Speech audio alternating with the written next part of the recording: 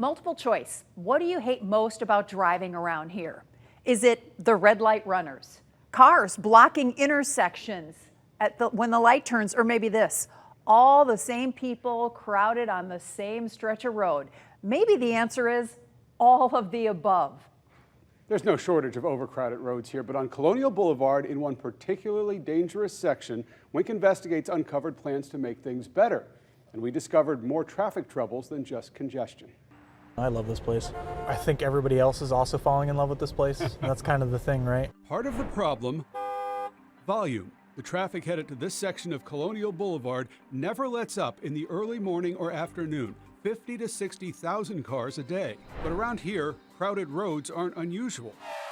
What's different on this stretch of Colonial from Fowler to the Midpoint Bridge is the number of wrecks. In the last 2 years, a whopping 689 wrecks just at the busiest intersections of Colonial between Fowler and McGregor, roughly 2 miles. FMPD officer Ryan Hernandez-Biner is on a mission to make it safer. I'm gonna get this car real quick for speeding.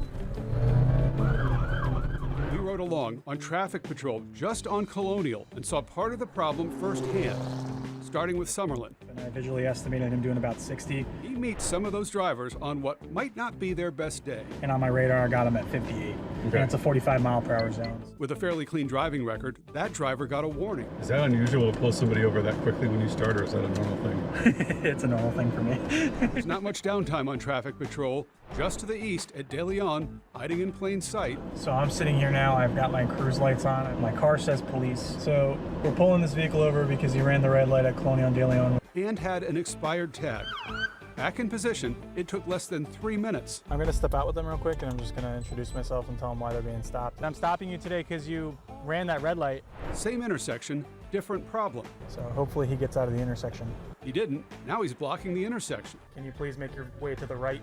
This young driver learning a lesson about making sure you have enough room to clear the intersection. I wasn't really paying attention, all of a sudden and just stopped. I didn't know what to do. Those are just the highlights from our roughly hour-long ride-along on just this part of Colonial, west of 41. But there are attempts at solutions. Wink News told you about plans to create another left turn lane onto Colonial from northbound Summerlin. And tonight, for the first time, we can reveal the city of Fort Myers plans at De Leon to add left turn lanes on De Leon to ease the congestion at Colonial. People like this college student who use the road every day say they hope it helps. There's so much traffic, there's always so many accidents. And so much growth. Officer Hernandez-Biner says technology helps, like the instant information in his laptop. This is 21st century policing. In another 10 years, I'll be a robot doing my job.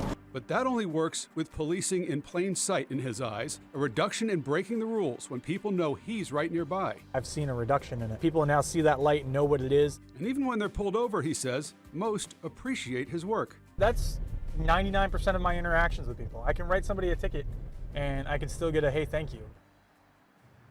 And there have been talks of flyovers for years in that area to get people from either the Cape to Summerlin or maybe all the way to Fowler, but nothing is concrete. And we've been told that nothing will happen on that idea until after the Cape Coral Bridge is rebuilt. So we're several years away at a very minimum.